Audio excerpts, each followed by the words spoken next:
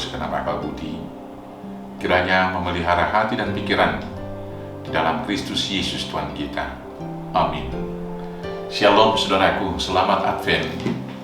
Mari kita awali hari yang pertama dalam minggu ini melakukan tugas panggilan kita, diberangkatkan firman Tuhan.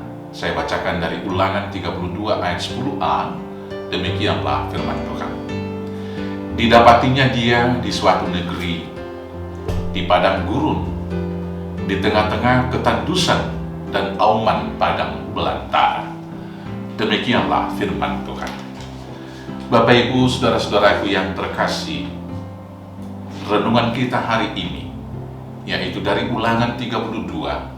Kalau kita baca mulai dari ayat 1 sampai dengan ayat 43, adalah nyanyian Musa yang mengingatkan umat Israel akan kasih setia Allah, kasih sayangnya terhadap umat Israel, di mana Allah datang kepada orang Israel yang hidup di gurun, hidup di tengah-tengah ketandusan, dan di tengah ancaman maut dari auman gurun yang panas yang bisa mengancam nyawa mereka.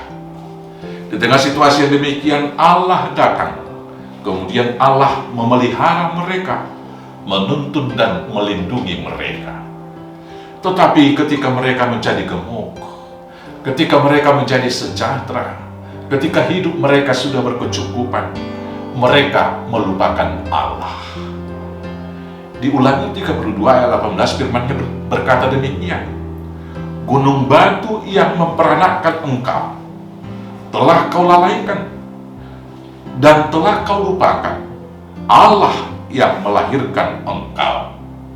Demikianlah umat Israel setelah dituntun, dipelihara, diberkati, mereka berbalik dan meninggalkan Allah mereka dan menyembah ilah-ilah yang lain. Akibatnya Allah kecewa kepada mereka, Allah sakit hati dan Allah marah. Di ayat 19 di Ulangan 30 dikatakan demikian. Ketika Tuhan melihat hal itu, maka ia menolak mereka karena ia sakit hati oleh anak-anaknya lelaki dan perempuan. Saudara-saudaraku yang terkasih dalam Yesus Kristus, demikian juga dengan hidup kita masing-masing. Allah datang kepada kita ketika kita lahir telanjang ke dunia ini tidak memiliki apa-apa. Tuhan memelihara kita, memberikan kebutuhan apa yang kita perlukan dalam kehidupan, dalam pertumbuhan hidup kita, menjaga kita, melindungi kita. Seharusnya kita dalam hidup sekarang ini adalah hidup yang bersyukur. Secara umum, orang Batak juga didatangi oleh Tuhan dan diberikan berkat. Tuhan mengutus hambanya jauh dari Jerman, masuk ke pedalaman Sumatera Utara, yaitu di kampung kita di Tapanuli Utara, yaitu Nomensen. Walau sebelumnya sudah ada Munson dan Leman dan juga penginjil-penginjil yang lain, tetapi yang berhasil membawa berita baik, kabar Injil, kabar keselamatan ke tanah Batak adalah Nomensen. Dengan berita baik yang dibawa Nomensen, maka orang-orang Batak mengalami kebangkitan. Bangkit dalam pendidikan dan terutama tentunya dalam iman yang baru, yaitu iman Kristiani. Dan itu membangun satu moralitas yang baru, sistem sosial yang lebih baik, mana satu dengan yang lain saling mengasihi. Dan karena itulah orang Batak berkembang dan merantau ke sekeliling Nusantara, bahkan ke sekeliling dunia.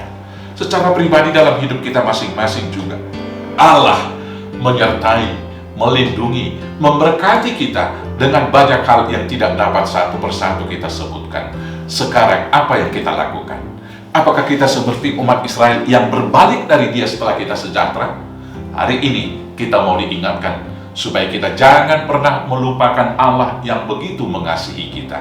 Dia telah datang di dalam gurun kehidupan kita. Maka hidup kita sekarang seharusnya adalah hidup yang bersyukur, hidup yang bersaksi untuk kemuliaan Tuhan, dan hidup yang setia melakukan kehendak-Nya. Selamat menanti-nantikan Tuhan, setialah sampai mati, maka Tuhan akan menganugerahkan mahkota kehidupan. Tuhan Yesus memberkati. Amin. Kita bersatu dalam doa.